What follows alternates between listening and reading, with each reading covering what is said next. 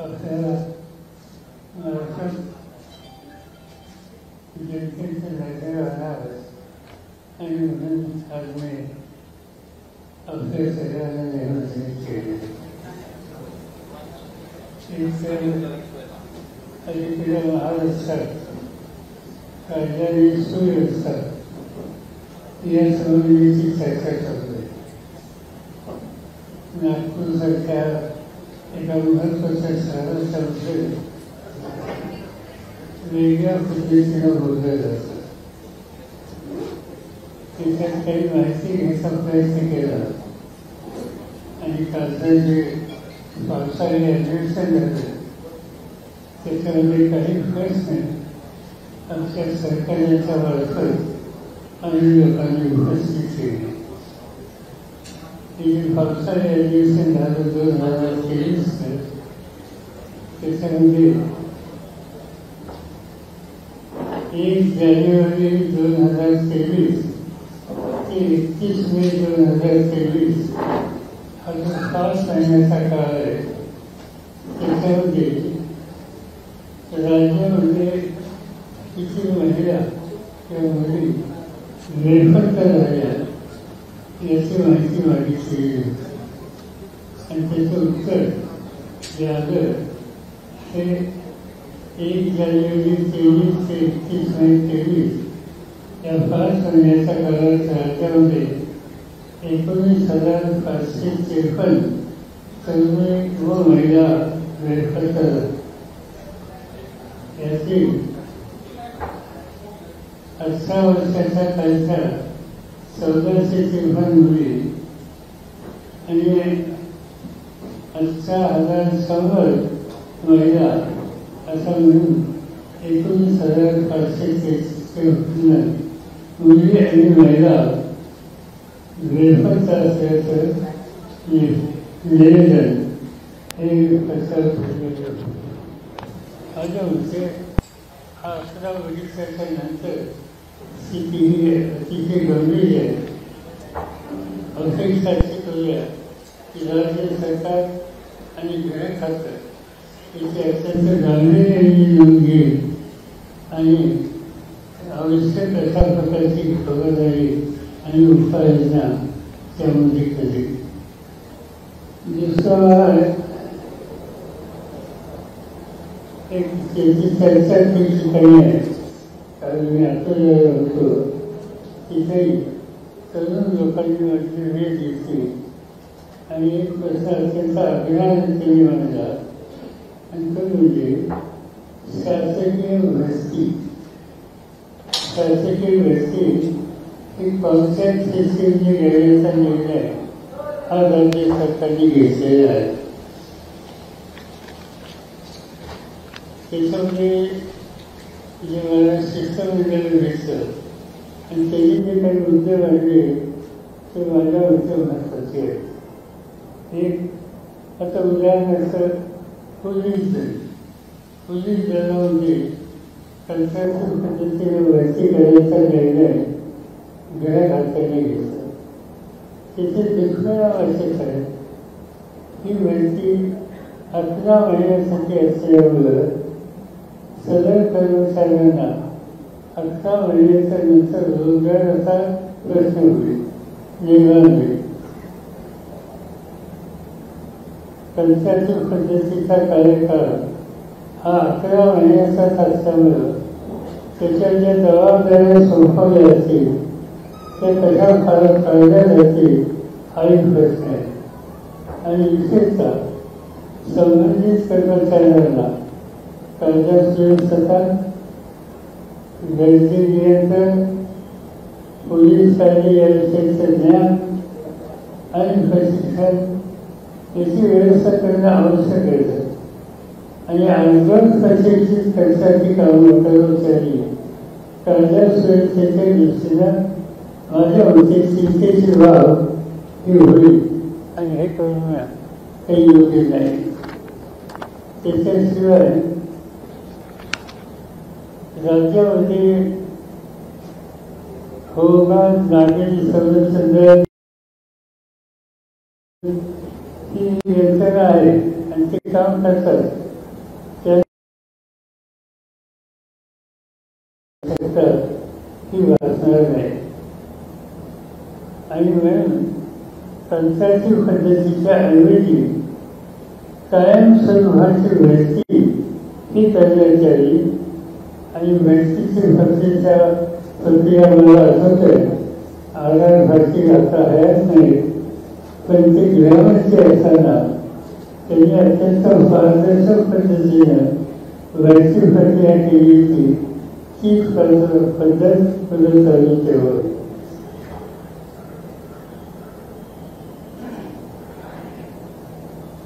आता मी पोलिसांच्या संबंधीची माहिती सांगितली. आपल्याला ठाऊक आहे की 6 सप्टेंबर 2023 शासनाने एक निर्णय जाहीर केला आणि त्याच्यामध्ये बाह्य यंत्रणेच्या मार्फत कामं करून घेण्यासाठी सेवा पुरवठादार संस्थांचं पॅनल नेमायचा निर्णय घेतला. आणि त्यानुसार काही ठिकाणी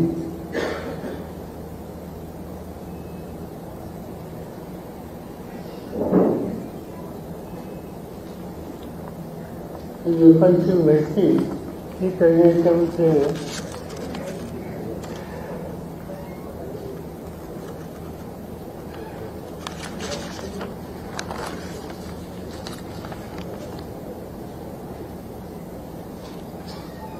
कंत्राटी पद्धतीनं ही भरती करायचा निर्णय घेतला. आणि त्याच्याबद्दल विद्यार्थ्यांची फार तीव्र भावना आहे. आपल्या सगळ्यांना ठाऊक ही मध्यंतरी काही शासकीय हॉस्पिटलमध्ये काही चिंताजनक व्यवस्था जिथे ही सगळ्यांच्या समोर आली, जिथे बाल रुग्ण मृत्यू. आणि याच्यामध्ये अनेक ठिकाणी अनेक शासकीय हॉस्पिटलमध्ये जागा रिक्त आहेत. आणि म्हणून तातडीनं 2800 अस्थायी पदाची भरती करायचा निर्णय हा घेतला. माझ्या मते हे काम अतिशय महत्त्वाचं आहे, आरोग्य सेवेचं आहे. आणि त्या ठिकाणी इतक्या जागा रिक्त आहेत, त्या रिक्त ठेवून तात्पुरत्या त्या ठिकाणी भरती करायचा निर्णय घेतला. हा त्या प्रश्नाची कायमस्वरूपाची सुलभ करण्याच्यासाठी निर्णय उपयुक्त नाही. आणि म्हणून स्थायी स्वरूपाचा निर्णय या ठिकाणी यायची गरज आहे. आता हे आरोग्याचं मी सांगितलं, त्याची व्यवस्था शैक्षणिक संस्थेच्यामध्ये आहे. तिथे 2-3 भाग या सरकारने आताच ठरवले. एक, काही काळात खाजगी कंपन्यांना दत्तक म्हणून द्यायचा निर्णय घेतला.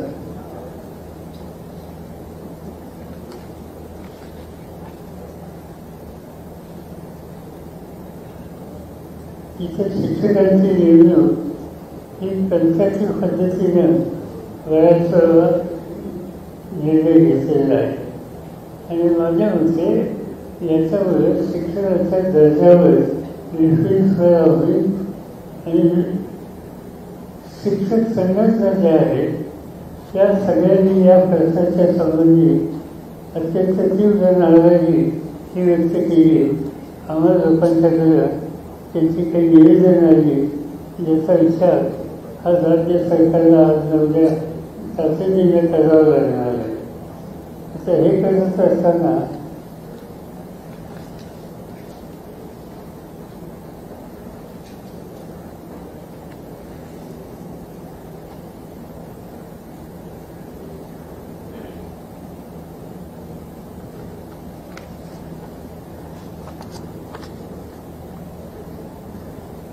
या शाळा खाजगी कंपन्यांना द्यायचा विचार आहे.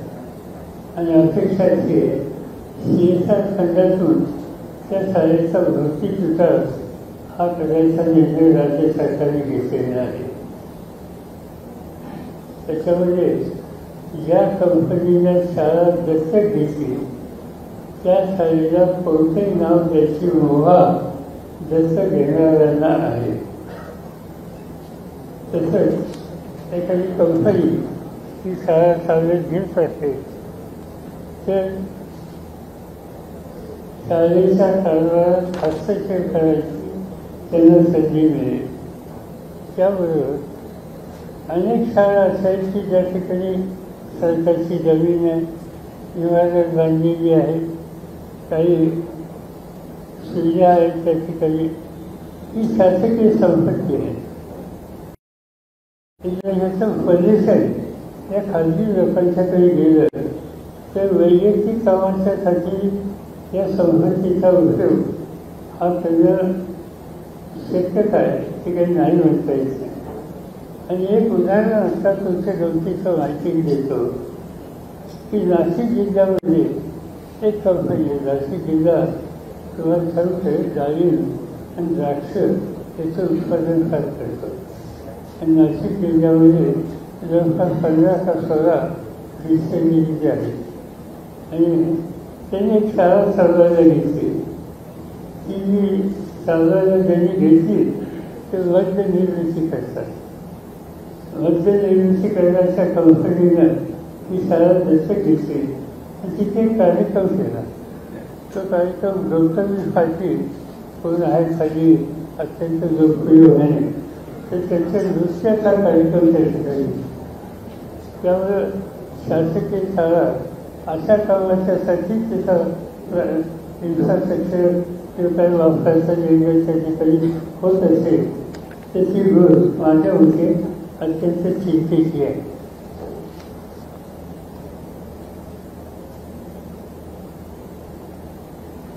आता त्याच्यातला तिसरा एक मुद्दा आहे की 20पेक्षा कमी लोकसंख्या असली तर त्या शाळा बंद करण्याच्या संबंधीचा निर्णय हा घेतलेला आहे. आणि ह्या शाळांची संख्या ही अतिशय मोठी आहे.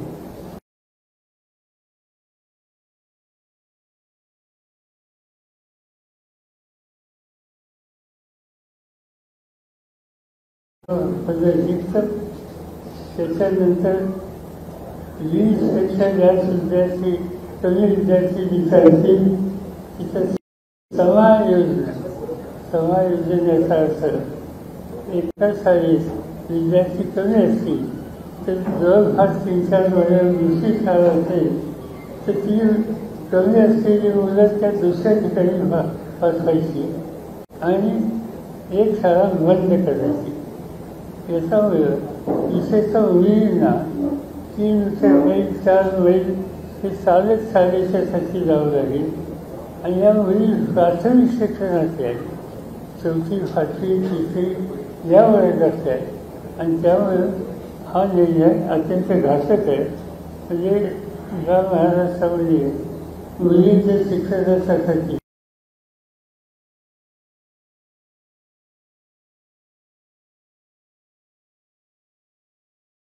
विचारानं चालणारं हे सरकार असं म्हणतं म्हणजे आंबेडकरांचं नाव घेऊन. आणि त्या ठिकाणी आज अशा प्रकारची स्थिती त्यांच्या ठिकाणी निर्माण केलेली आहे. ही गोष्ट तातडीने दूर करण्याची गरज आहे.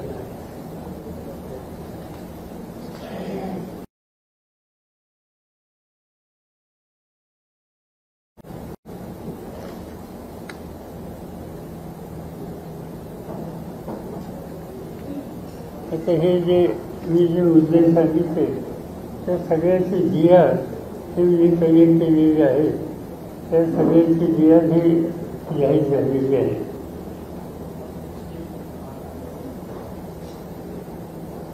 आता हे कॉन्ट्रॅक्ट पद्धतीच्या भरतीमध्ये आणखी एक प्रश्न मोठा आहे की या भरतीमध्ये SC, ST, OBC आणि महिला आरक्षण याची तरतूद सुटत नाही. आणि त्यामुळं या वर्गावर त्याचा एक प्रकारचा अन्याय हा होण्याची शक्यता नाकारता येत नाही.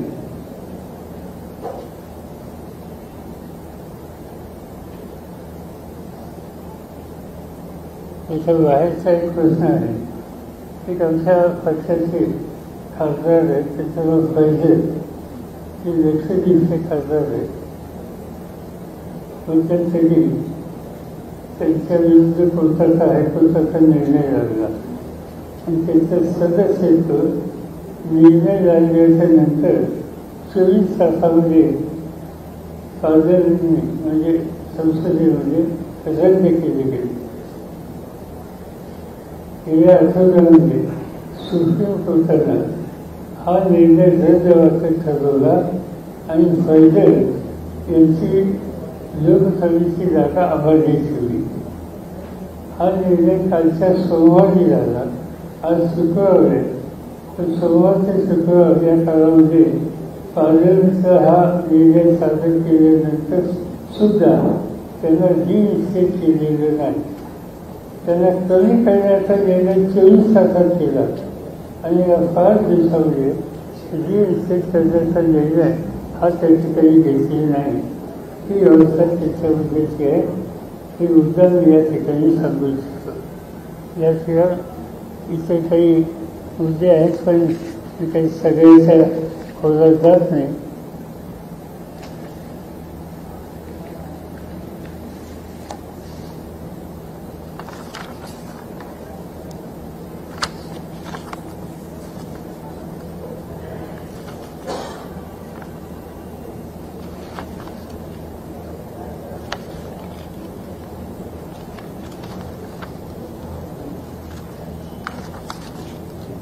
मी अकोल्याला होतो, विदर्भात होतो आणि त्यावेळेस साहजिकच तिथे काही शेतीच्या प्रश्नात लोक हे आग्रह मांडत होते. एक आपल्याला ठाऊक आहे की मला विदर्भामध्ये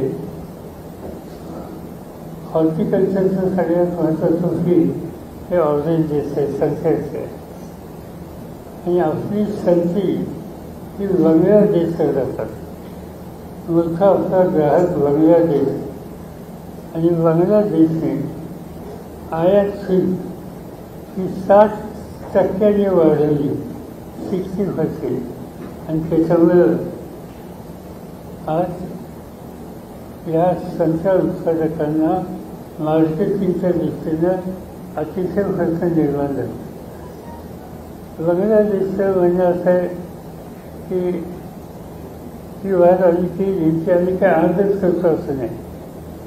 2019मध्ये त्यांनी एका किलोला 20 रुपये वाढवले, 2020ला 30 रुपये वाढवले, 21ला एका किलोला 51 रुपये वाढवले आणि 22 साली 2022 63 रुपये वाढवली आणि 2023ला प्रति किलो 88 रुपये ही किंमत वाढवली. याचा परिणाम आज एका संत्र्याची किंमतसुद्धा ही 25 रुपयाच्या पुढे आज त्याची काही गेली आणि त्याचा परिणाम आज ग्राहकाचं रेजिस्टन्स त्याच्याबद्दलचं यायला लागले आणि त्याचा एकंदर विक्रीय हा अत्यंत विपरीत हा परिणाम झालेला. आमचा आपल्या याच्यात एक आहे की एक्सर्साइज ऑफिस मिनिस्ट्री आणि पॉवर्स मिनिस्ट्री यांनी हा विषय अतिशय गांभीर्याने घेतला पाहिजे आणि बांगलादेशाची आपल्या पार्टी जे निगोसिएशन असतात त्याच्यामध्ये हा इश्यू रेज करून यातनं मार्ग काढून स्थानिक शेतकऱ्यांना संकटातून बाहेर काढावं किंवा या संस्थेला अनुदान द्यावं. काहीतरी एक निकाल हा त्यांनी घेतला पाहिजे. दुसरी गोष्ट आहे आपल्याला ठाऊक आहे की महाराष्ट्रामध्ये विदर्भ, मराठवाडा आणि खानदेश या 3 ठिकाणी कापसाचं पीक अत्यंत महत्त्वाचं पीक आणि कापसाच्या पिकाच्या संबंधी केंद्र सरकारने काही निकाल घेतले ते अशा दिशे निकाल आहेत आणि विशेषतः आज थोडं पावसाची एक अडचण होती त्यामुळे यंदा पावसाचं क्षेत्र कमी झालं, पण कमी उत्पन्न असल्यामुळं भाव चांगले मिळतील अशी शेतकऱ्यांची अपेक्षा होती. पण केंद्र सरकारने जवळपास एका बाजूने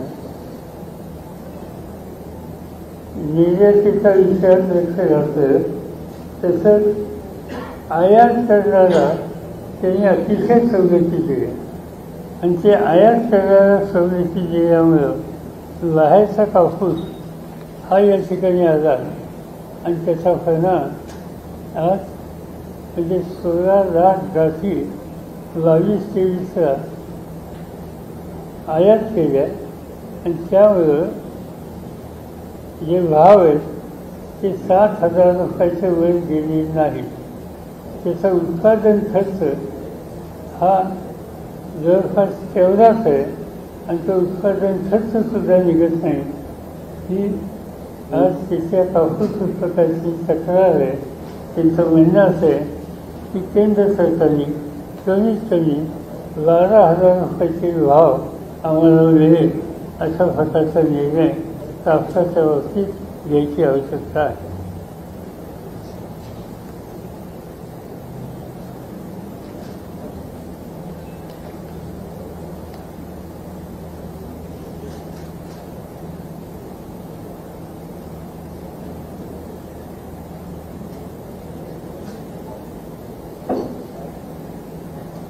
ठीक आहे, माझं सांगतं तुम्हाला काही विचारायचं असतं तुझ्या सर. हा इश्यू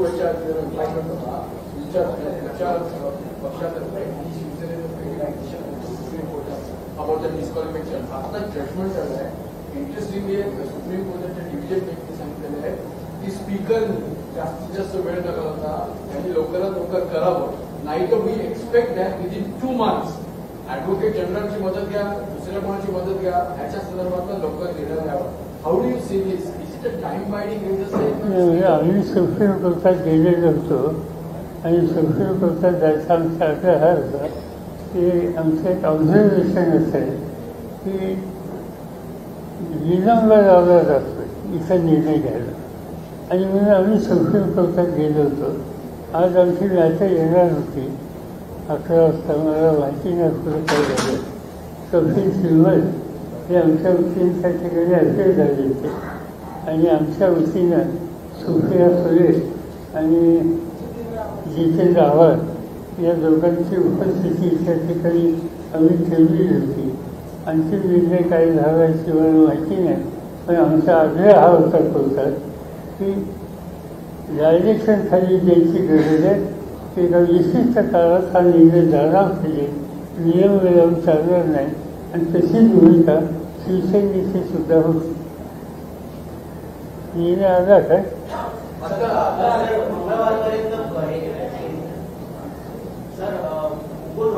त्यांचे वकील आहेत ते म्हणतात की सुप्रीम कोर्ट हे स्पीकरला कुठलाही आदेश देऊ शकत नाही.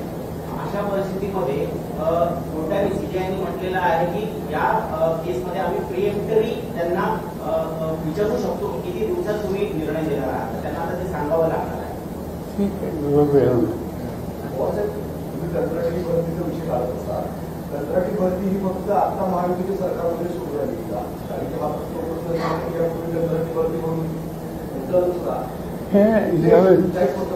एवढ्या मोठ्या प्रमाणावर कधी झालेलं वीज ऐकले नाही.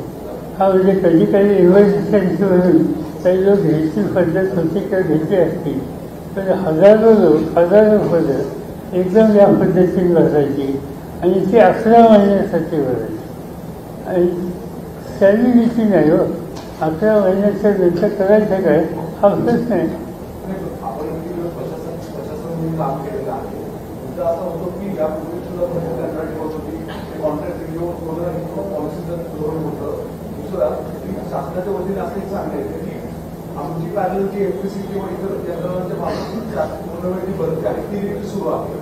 त्या टेम्पररी बेसवर त्या भरतीचा बाबूबुवा इतकं मोठ्या प्रमाणात केला जातो. कशासाठी मोठ्या प्रमाणात तुम्ही जे लिगल कन्फर्मेशन देऊन टाकणं असं आहे की नोकरीला ज्याला सेवा करण्याची संधी मिळते, नोकरीचा जॉब मिळतो, त्याचं समाधान असतं नाही असं नाही, पण त्या जॉबच्या बरोबर तुझी नोकरी 11 महिन्याची आहे हे सांगून त्याला जॉब लागला तरीसुद्धा त्याला फार सुखकर असं वाटत नाही.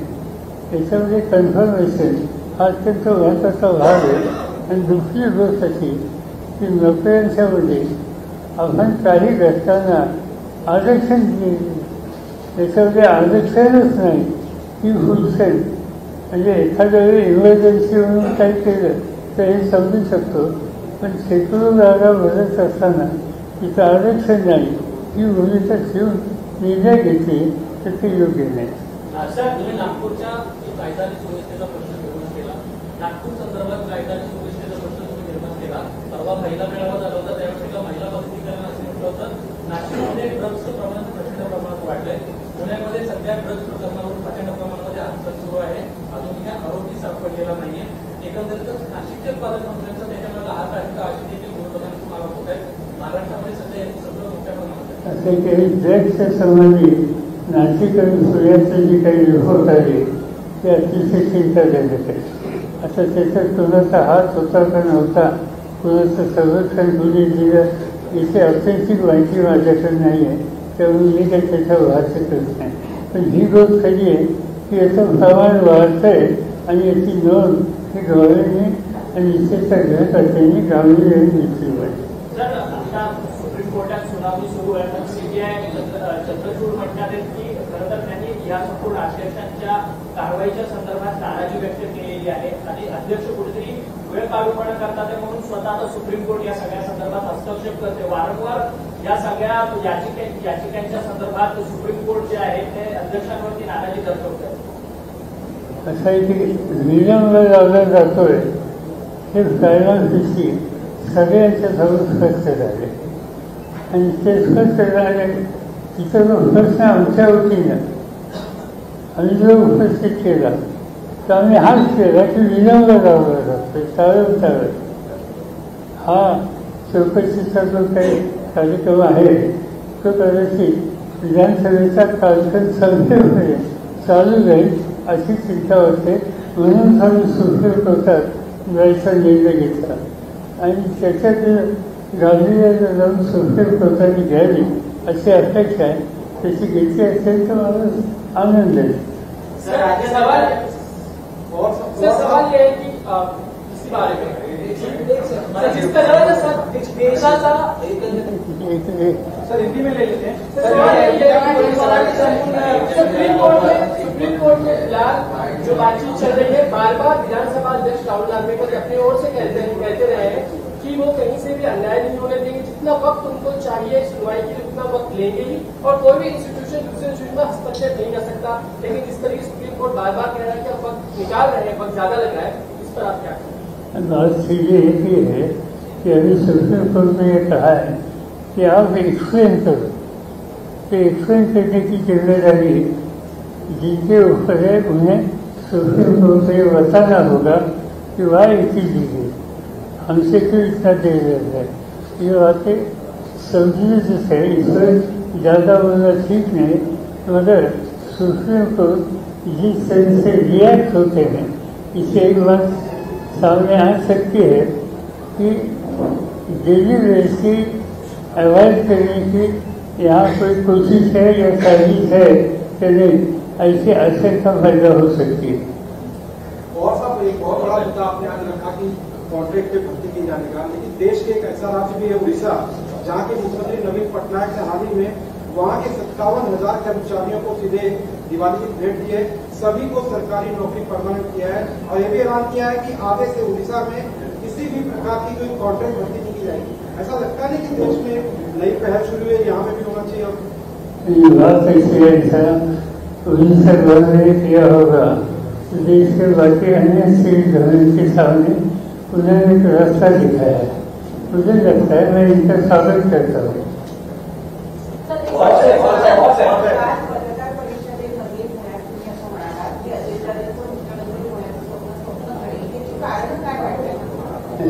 त्याच्यामध्ये असं आहे मी बोलत असताना थोडी जी वर्षे तुमच्याकडनं आली ती 100% सत्यावर आधारित नाही, पण ती काही चुकीची नाही.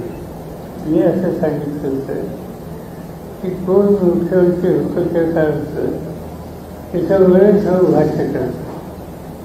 मी माझं एक उदाहरण दिलं की आमचे आधारपती म्हणून गृहमंत्री होते, माझे सरकारी होते, ते प्रत्येक सभेत म्हणायचे ते शरद पवार प्रधानमंत्री झाले होते. मी त्यांना एक दिवस सांगितले की माझ्याकडे 10 खासदार आहेत आणि 10 खासदारांच्या शक्तीवर प्रधानमंत्री व्हायला जायचं हे योग्य आहे का? याचा उल्लेख करा.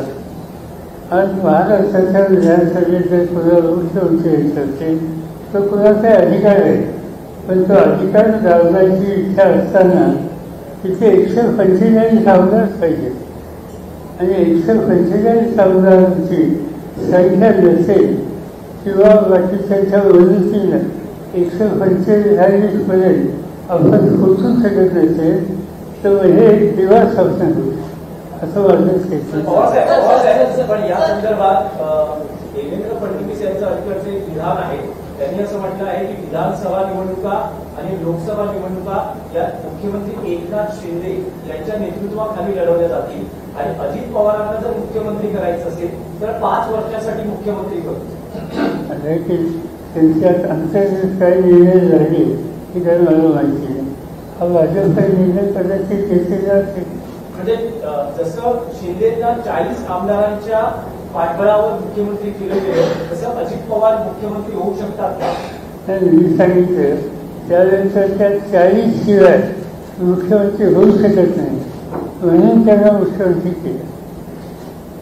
आज ही अवस्था असली तर कुणालाही घडतील, पण मला असं दिसत नाही 40 अधिक 40 अधिक 110.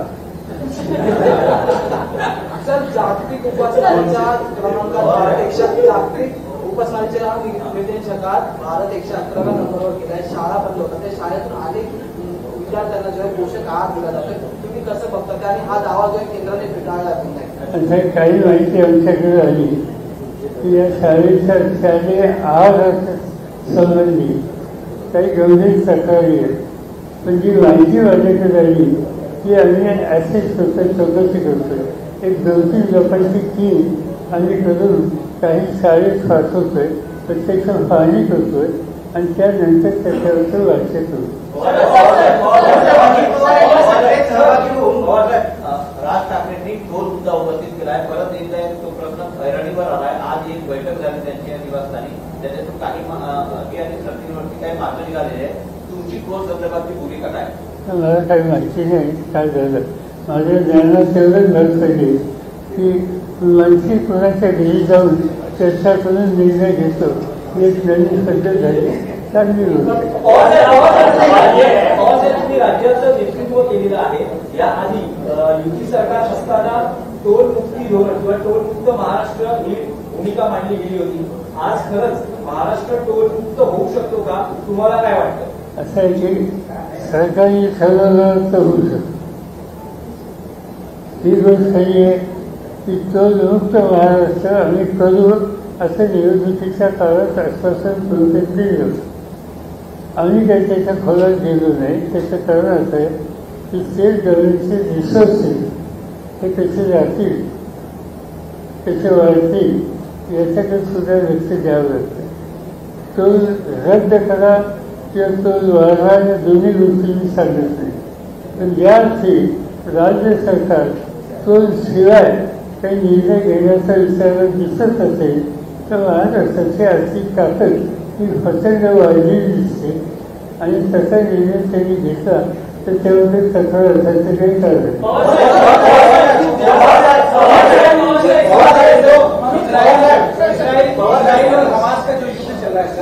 उसमें दुनिया दो फाड़ दिखाई दे रही है और हिंदुस्तान में भी हम देख रहे हैं कि जहाँ भारत सरकार का स्टैंड इजराइल की तरफ है, तो वहीं कई ऐसे मुस्लिम संगठन हैं जो कहीं न कहीं फिलिस्तीन के आवाज की तरफ उनका झुकाव दिख रहा है. आपका क्या स्टैंड है सर? भारत सरकार का स्टैंड 100% इजराइल की तरफ है ऐसे मैं मानता नहीं. फॉरेन मिनिस्ट्री ने जो स्टेटमेंट किया है, इस स्टेटमेंट में उन्होंने बात साबित की कि आज तक अगर पैलेस्टीनी लोगों की जो समस्या है इसको हमेशा भारत ने समर्थन दिया, वह हम कंटिन्यू करेंगे. और साथ साथ कोई एक संगठन हमला करने के लिए काम करते हैं, हम इनके खिलाफ है. ये एक्सटर्नल अफेयर्स मिनिस्ट्री का स्टेटमेंट है, मगर प्रधानमंत्री का जो स्टेटमेंट हमने पढ़ा कि हम टोटल प्राइम मिनिस्टर को उन्होंने विश्वास दिया कि हम उनके साथ हैं। मुझे लगता है कि ये इशू सीरियस इशू है, सेंसिटिव इशू है।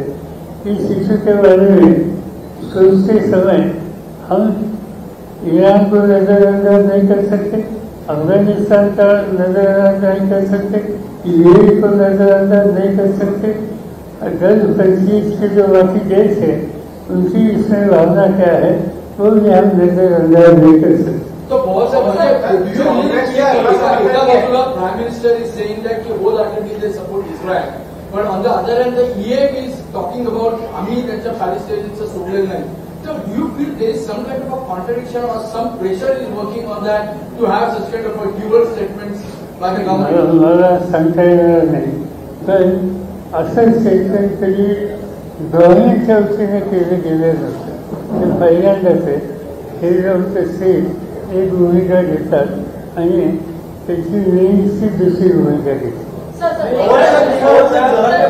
एक प्रश्न असा आहे की आपण महिला आणि मुलींच्या बेपत्ता होण्यासंदर्भातला मुद्दा मांडला. हाच मुद्दा अधिवेशन काळापासून खरं चर्चेमध्ये आहे. याच्यामध्ये सत्ताधारी आणि विरोधक यांच्यामध्ये आरोप प्रत्यारोप सुद्धा झालेले आहेत. मात्र याच्यावरती कोणतीही कठोर पावलं उचलली जात नाही. तुम्ही या संदर्भात पुढे जाऊन काही एकच आहे की आम्ही हा इश्यू होता गृहमंत्र्यांच्या निर्णय होणार. मला असं वाटतं त्यांच्या निर्णय आलं असेल, पण आलं असेल तर अधिक इफेक्टिव्ह काही पावलं ही टाकायची गरज आहे. हा निर्णय करावा. उद्या 250 एकरामध्ये सभा होते. खरं तर पुनर्जागृतीचा जो विषय मांडला होता त्यानुसार प्रचंड प्रमाणामध्ये चर्चा होती. त्यांची मागणी पूर्ण होऊ शकत नाही असं देखील शासनाचे वतीने पूर्ण मराठा समाजाला आणि असं काही मराठा समाजातल्या नेत्यांचं म्हणणं आहे. माझ्या भाषणात हे आलं की ज्या वेळेला उपोषण सोडलं ते उपोषण सोडताना महाराष्ट्र सरकारचे प्रतिनिधी, केंद्र सरकारचे प्रतिनिधी त्या ठिकाणी उपस्थित होते आणि त्यांनी एका विशिष्ट काळात आम्ही हा प्रश्न निकालात काढू असा शब्द त्या ठिकाणी दिलेला आहे. ज्या अर्थी हा शब्द दिलेला आहे त्याचा अर्थ राज्य सरकारच्याकडे काही पर्याय असण्याची शक्यता आहे. आता तो पर्याय काय, तो देश कधी संपते त्याची आम्ही वाढलो.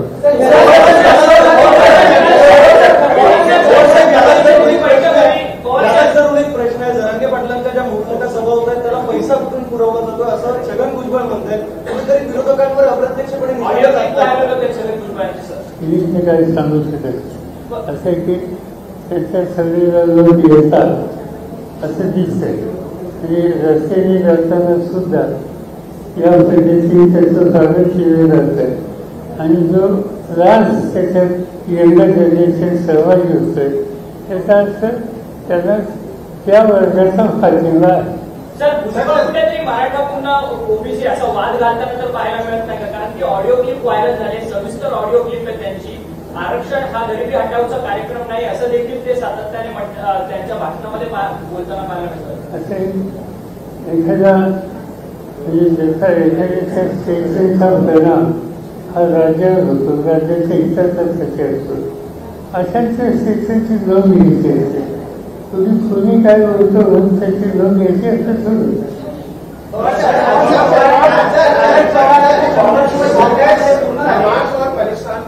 समर्थन करते हुए दिख रही है और ये स्टेटमेंट जो उन्होंने दिया है तो ऐसे में आप इसे कैसे देखते हैं? आज तक इस देश की जो नीति थी इस इशू के बारे में उसी लाइन पर कांग्रेस का स्टेटमेंट है.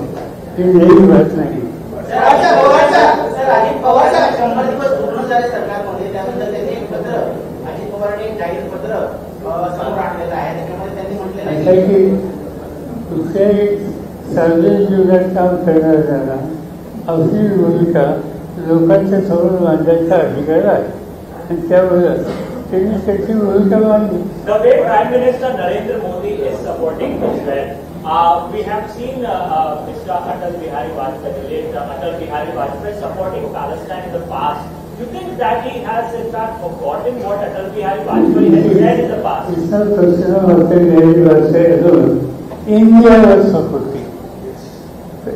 to have a consistent line of this country. Whether Mr. Atal Bihari Vajpayee, he was the Prime Minister or he was the Union leader. And that's why on this issue, he has made his and country's position absolutely clear.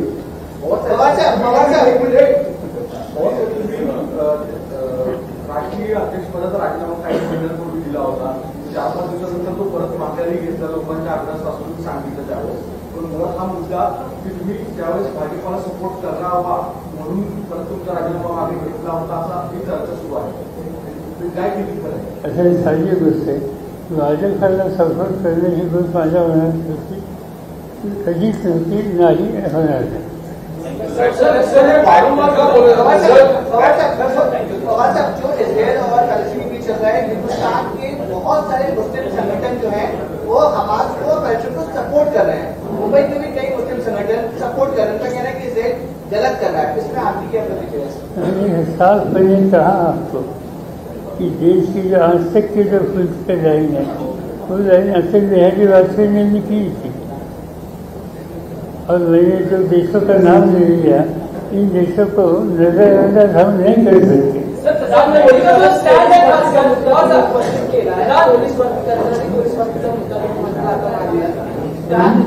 Police भरतीचाच एक कंत्राटी बंदी निघाला, त्यात SC, ST, OBCचा सगळा कुठलाही आर्थिक आधार झालेला नाही.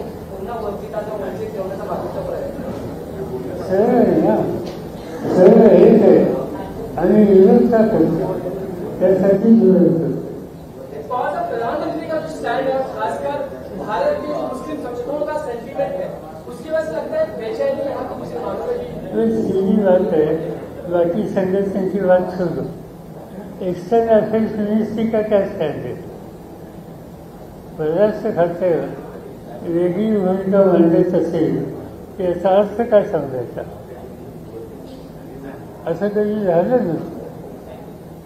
थँक्यू. आलेल्या सर्व